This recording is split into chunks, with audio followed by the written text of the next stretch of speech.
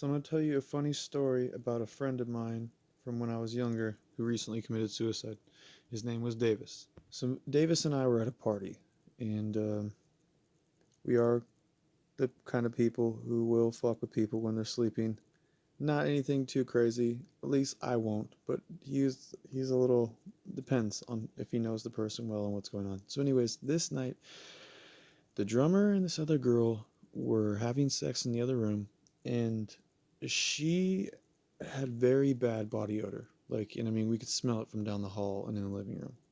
The singer of Davis's band was passed out on a recliner, a chair, and Davis got the bright idea to sneak into the room where his drummer was having sex with this girl, jack her fucking underwear, come back out in the living room,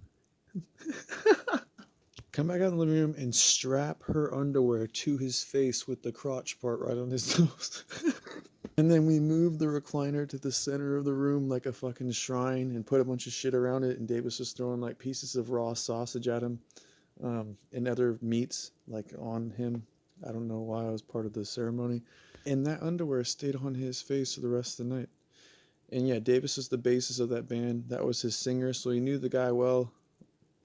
I don't think the dude even knew after the underwear was on his face all night, but I mean, and yeah, when we were kids, Davis is just a total troublemaker. Like, we go down to my other friend's house, and he had a Mazda Miata, and he shit on the tail end of the car, and it stayed there for like a year. We keep going down to see if they clean it up, and they never did. There's just a year-old piece of shit on a Mazda Miata. Used to shit in people's mailboxes on their doorstep. We doorbell ditch people, break mailboxes with bats and golf clubs. That was when we were young, like 14, 15, 16, in that area, 13, 12.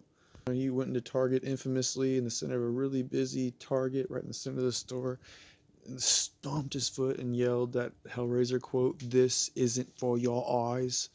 The entire store fucking froze and turned to us. I mean, everything dead silence, and we fucking ran and laughed. So he was a pretty funny kid.